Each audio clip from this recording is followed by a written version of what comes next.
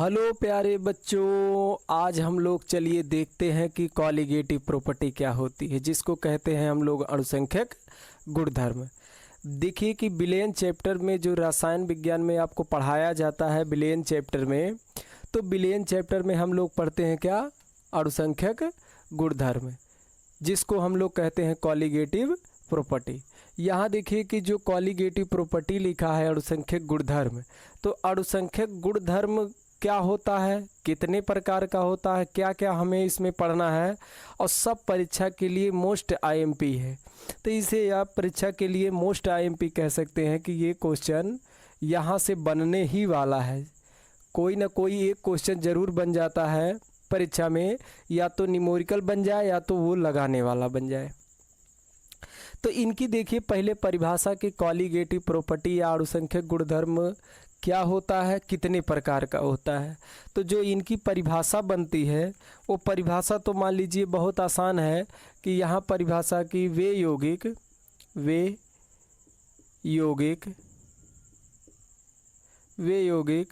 जो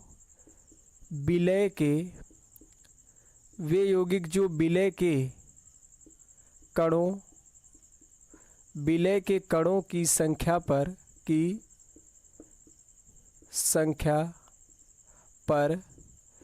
निर्भर करते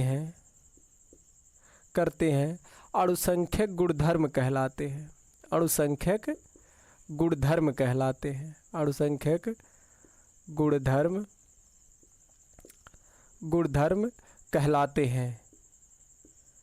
कहलाते हैं। अगर आपको ये चीज़ ना दिख रहा हो तो हम इधर लिख देते हैं कि अणुसंख्यक गुणधर्म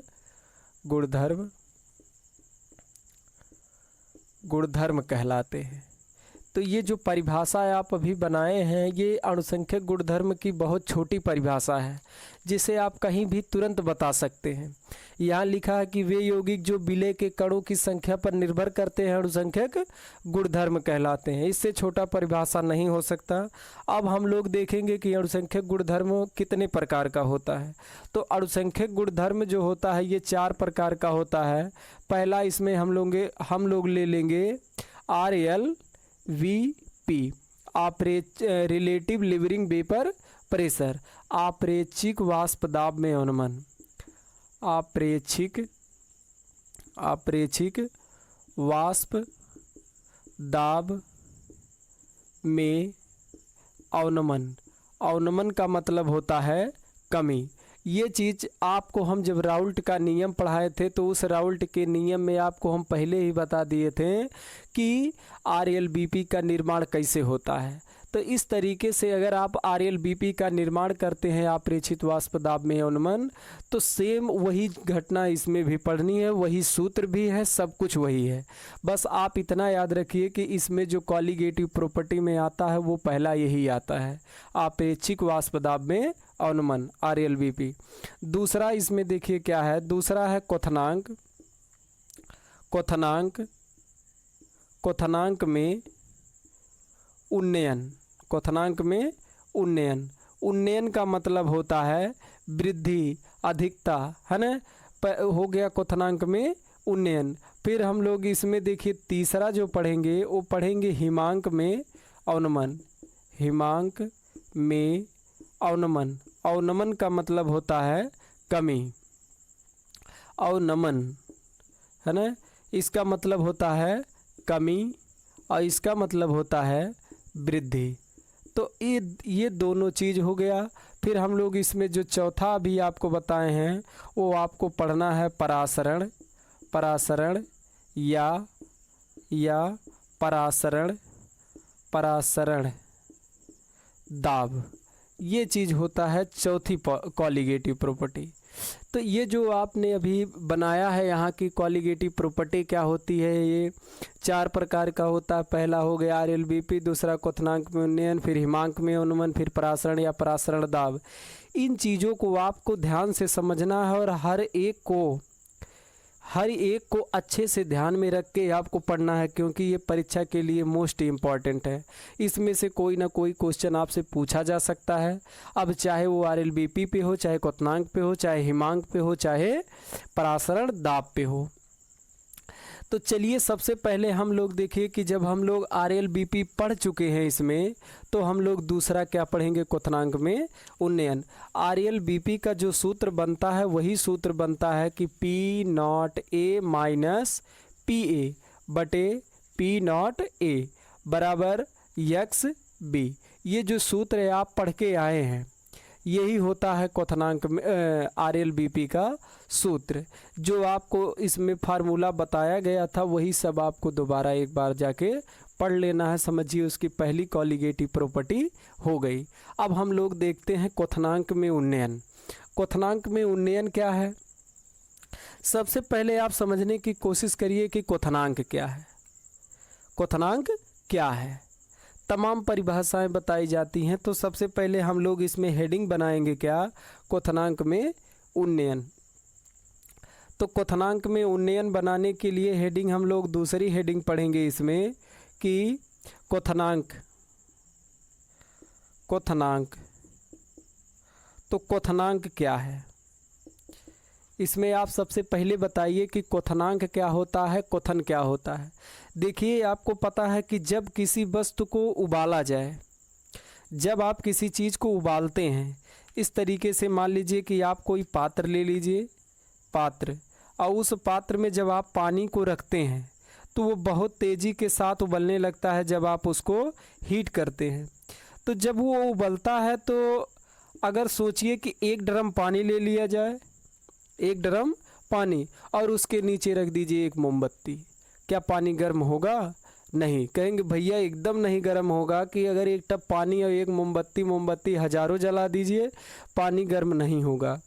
लेकिन तब आपको क्या करना है कि भाई जितना आप टेम्परेचर उसका बढ़ाते जाएंगे वो पानी उतना ही गर्म होता जाएगा। तो जब आप इसको टेम्परेचर देंगे, यहाँ से यहाँ जब आप टेम्परेचर देंगे तो ये उतनी तेज़ी के साथ उबलेगा। लेकिन आपको टेम्परेचर कहाँ तक बढ़ाना है? इसमें टेम्परेचर आप वहाँ तक बढ़ाएंगे ये जब तक ये इसकी 100 डिग्री सेल्सियस टेम्परेचर ना हो जाए। 100 डिग्री सेल्सियस। अगर टेम्परेचर 100 डिग्री सेल्सियस हो जाता है और ये पानी उबलना शुरू हो जाए और तेज़ी के साथ गैस में बदलना शुरू हो जाए, तब वो होता है उसका क्वथनांक। मतलब कि जब तक हम गर्म करेंगे, जब तक वो उबलना ना शुरू हो जाए और उसमें से भाप ना निकलना शुरू हो जाए, तो वो घटना होती है क्वथनांक की। इस चीज़ को अगर पढ़ना है तो आप ये ज़रूर याद रखिए कि क्वथनांक क्या होता है। कि वे यौगिक जिसको गर्म करने पर वाष्प के रूप में बदलने लगता है या 100 डिग्री सेल्सियस के करीब या 100 डिग्री हो जाता है, उसे हम क्वथनांक कहते हैं। तो तमाम परिभाषाएं आपको मिलेंगी, लेकिन आप ये चीज़ ज़रूर याद रखिए कि जब तक हम पानी को हीट नहीं करेंगे, और तब तक हीट करेंगे जब तक उबलना ना शुरू हो जाए और उसका टेम्परेचर 100 डिग्री सेल्सियस ना हो जाए, तब तक उसमें क्वथनांक होने वाला नहीं है। क्वथनांक में उन्नयन क्या है और इसमें वृद्धि कैसे होती है, तो इन चीज़ों को आप बड़े ध्यान से सुनिए और समझिए। कि सोचिए अगर आपके घर में बन रही हो दाल और वो चावल बनाना हो, तो चावल आप रखे हैं कहीं इस तरीके के बर्तन में कि मान लीजिए एक बर्तन यहाँ ले लिया जाए जिसमें आप रखे हैं केवल पानी। एक बर्तन यहाँ ले लीजिए जिसमें केवल क्या रखा गया है? पानी रखा गया है, और वो पानी को हीट किया जा रहा है। इस तरीके से पानी को आप क्या कर रहे हैं? हीट कर रहे हैं। तो जितने तेज़ी के साथ आप पानी को हीट करेंगे, यहाँ गर्म करेंगे, जितने तेज़ी के साथ आप उसको हीट करेंगे तो वो पानी क्या होगा? उबलना उतनी तेज़ी से शुरू हो जाएगा। तो जब वो उबलेगा बहुत तेज़ी के साथ, तो इसमें देखिए जो भरा गया है वो भरा गया है शुद्ध जल। शुद्ध जल, शुद्ध जल। अब आपको हम पहले बता दिए हैं कि शुद्ध जल का क्वथनांक ज़्यादा होता है विलयन की अपेक्षा। तो इस पात्र में मान लीजिए जो भी रखा गया है शुद्ध जल, तो इस समय ये शुद्ध है और इसका वाष्प क्या है? बहुत ज़्यादा है। लेकिन इसमें कुछ ऐसा किया जाए कि एकाएक आप ले जाके चावल डाल दीजिए, चीनी डाल दीजिए या अन्य कोई पदार्थ, दाल इसमें डाल दीजिए, तो कुछ नया बनेगा। जैसे आप मिलाएंगे इसमें तो कुछ नया होगा, मतलब कि एकाएक इसका वाष्प दाब जो है सीधे कम हो जाएगा और ये पानी जो उबल रहा है उसी टेम्परेचर पे, ये उसी टेम्परेचर पे एकाएक कम हो जाएगा तुरंत। लेकिन फिर क्या होगा कि उस विलयन का वाष्प धीरे धीरे धीरे धीरे बढ़ना शुरू हो जाएगा दोबारा। तो देखिए जब हम लोग इसमें क्या करेंगे कि जब हम दोबारा दूसरा पात्र लेंगे इस तरीके से, तो उसमें जो आप इसमें मिलाए हैं, देखिए कि जब आप इस बर्तन में पानी उतने हीट है, लेकिन ले जाके आप कोई अन्य पदार्थ मिला देंगे तो इसका एकाएक टेम्परेचर कम हो जाएगा। मतलब कि ये क्या है, एक विलयन है, सॉल्यूशन बन गया है इस समय। तो विलयन का आपको पता है कि इसका जो क्वथनांक होता है, मतलब कि जो ये उबल रहा है पानी बहुत तेज़ी के साथ, लेकिन जैसे आप कुछ मिलाएंगे तैसे उसका वाष्प एकाएक कम हो जाएगा, तुरंत कम हो जाएगा इसमें। तो जो इसका वाष्प इसमें बन रहा था बहुत तेज़ी के साथ, वो हो जाएगा कम, इसमें वाष्प कम हो जाएगा और इसमें वाष्प बहुत तेज़ी के साथ बनता रहेगा। क्यों? क्योंकि ये शुद्ध वाटर है। अच्छा, ये जो वाष्प निकलती है ये कहाँ जाके ख़त्म होती है? तो ये आपको पता होना चाहिए कि ये अपने वायुमंडल में, अपने वायुमंडल पे जाके ख़त्म होती है। तो इस चीज़ को आप लोग ग्राफ के माध्यम से देखिए। जब हम लोग ग्राफ के माध्यम से समझेंगे तो ये चीज़ आपको बहुत अच्छे से समझ में आएगी। देखिए क्या करना है कि आपको बनाना है एक ग्राफ। तो सबसे पहले ग्राफ हम बनाते हैं। तो देखिए ग्राफ क्या होगा कि जब आप इस तरीके से एक सरल रेखा का ग्राफ खींचेंगे, सरल रेखा का, तो ये जो लाइन है उसके और ये लाइन है, तो यहाँ देखिए कि एक वायुमंडलीय दाब होता है। तो यहाँ जो होगा, यहाँ तक मान लीजिए कि कोई वायुमंडलीय दाब है, यहाँ तक क्या है, एक वायुमंडलीय दाब है। इस लाइन को थोड़ा सीधा करके बनाइए इस तरीके से कि यहाँ एक वायुमंडलीय दाब है, जिसको हम लोग कहते हैं एक एटीएम। एक एटीएम मतलब वायुमंडलीय दाब, वायुमंडलीय दाब। यहाँ जाके कोई भी गैस जो होती है, वाष्प होती है, वो वहाँ मिल जाती है। यहाँ देखिए कि जब तक वो पानी शुद्ध था, जब तक प्योर वाटर है, तो मान लीजिए कहीं यहाँ वो तेज़ी के साथ उबल रहा है, जिसको हम लोग कहते हैं शुद्ध जल या शुद्ध विलायक कह सकते हैं इसको, शुद्ध विलायक, शुद्ध विलायक। अब शुद्ध विलायक है जो कि वहाँ उतने टेम्परेचर पे उबल रहा है। तो यहाँ देखिए क्या होगा कि इसमें जो वाष्प बनती है वो धीरे धीरे कहाँ जाएगी, वायुमंडल तक।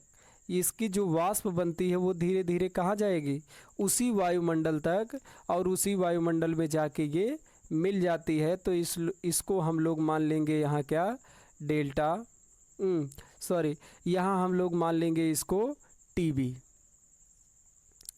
इसको हम लोग क्या मान लेंगे, टीबी नॉट, क्योंकि ये शुद्ध विलायक है। लेकिन जैसे आप इस पात्र में कुछ मिला दिए तो इसका एकाएक जो टेम्परेचर है, वाष्प है, वो कम हो गया। मतलब कि यहाँ देखिए जो विलयन बनेगा इसका, वो तुरंत हो जाएगा कम। विलयन का वाष्प तुरंत क्या हो गया, कम हो गया। और ये फिर इसका जो वाष्प बनना शुरू होगा, ये जाके कहाँ मिलेगा, उसी वायुमंडल में। तो इसको मापने के लिए हम लोग लिखते हैं टीबी। टीबी नॉट क्या है, ये है शुद्ध विलायक का वाष्प दाब, और यहाँ टीबी जो है ये क्या है, ये विलयन का वाष्प दाब है। तो जो इन दोनों के बीच अंतर बनता है, इन दोनों के बीच जो परिवर्तन हुआ है वो टीबी, डेल्टा टीबी का परिवर्तन हुआ है। जो इनके बीच जो परिवर्तन हो रहा है वो किसका परिवर्तन हुआ, डेल्टा टीबी का। तो इस चीज़ को आप एक बार दोबारा देखिए, हर चीज़ आपको इसमें समझ में आएगी। अब हम इसी के माध्यम से बनाते हैं इनकी परिभाषा। परिभाषा क्या होती है कि जब किसी विलायक में, परिभाषा देखिए, जब किसी विलायक में अवाष्पशील विलेय पदार्थ, जब किसी विलायक में अवाष्पशील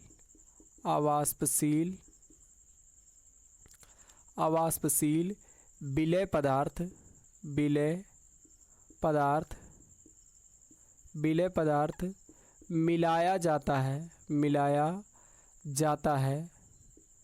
मिलाया जाता है तो उसके क्वथनांक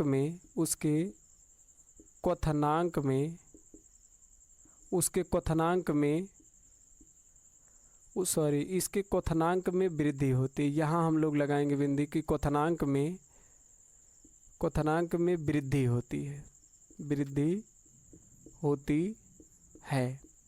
तो ये परिभाषा देखिए हो गई कि जब किसी विलायक में अवाष्पशील विलेय पदार्थ मिलाया जाता है तो उसके क्वथनांक में वृद्धि होती है।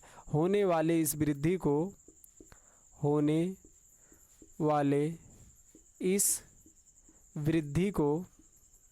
वृद्धि को क्वथनांक में उन्नयन कहते हैं। क्वथनांक में उन्नयन कहते हैं। इस परिभाषा को आप जरूर याद रखिए। इसे डेल्टा टीवी से प्रदर्शित करते हैं।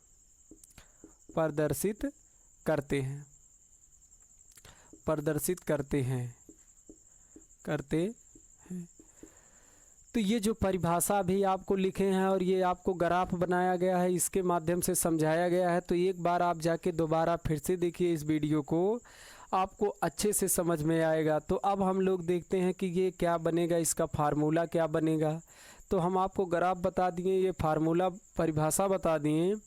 अब देखिए इसमें जो एक फार्मूला बन के आता है दोनों परिवर्तन के लिए, तो पहला इसका फार्मूला बन के आएगा कि डेल्टा टीवी बराबर टीवी माइनस टीवी नॉट। विलयन का जो उसमें वाष्प बना है, जो विलयन का वाष्प बना है उसमें से आपको क्या किसका घटाना है, वाष्प, विलायक के वाष्प को इसमें से घटा लेना है। तो ये हो जाएगी इसकी परिभाषा के माध्यम से कि डेल्टा टीवी बराबर टीवी माइनस टीवी नॉट। अब देखिए इसमें क्या होता है, जो नया फार्मूला आप बनाएंगे कि जो क्वथनांक में उन्नयन होता है, यहाँ से देखिए जो क्वथनांक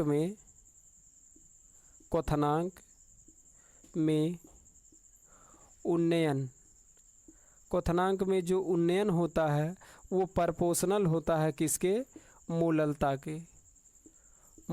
के क्या होगा, प्रोपोर्शनल होगा। तो यहाँ आप लिख सकते हैं कि डेल्टा टीवी प्रोपोर्शनल मूललता।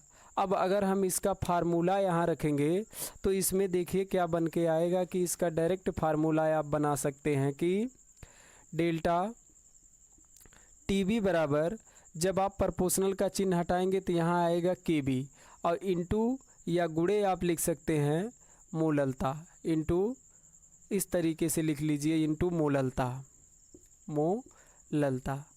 तो हो गया इसका मूललता।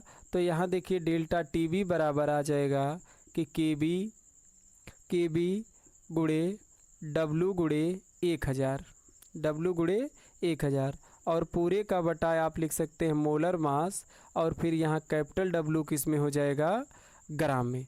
तो ये जो सूत्र अभी आप बनाए हैं कि इस तरीके से यही दोबारा सूत्र लिख दिया जाए कि डेल्टा टीवी बराबर केबी गुणे डब्लू गुणे 1000 और पूरे का बटा मोलर मास और कैपिटल डब्लू है किसमें, ग्राम में। ये जो सूत्र बन के आया है ये किसका सूत्र है, ये क्वथनांक में उन्नयन का सूत्र है। तो इस फार्मूले को आप ज़रूर याद रखिए, क्योंकि क्वथनांक के उन्नयन पे जितना भी सूत्र सवाल है या न्यूमेरिकल है सब इसी पे बनेगा। और इसमें जो लिखा है केबी, जो केबी लिखा है उसको हम लोग कहते हैं मोलल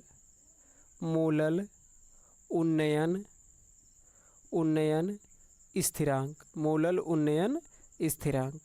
तो ये चीज़ शायद आपको अच्छे से समझ में आया हो। अब हम लोग आगे पढ़ेंगे हिमांक में अवनमन, फिर पढ़ेंगे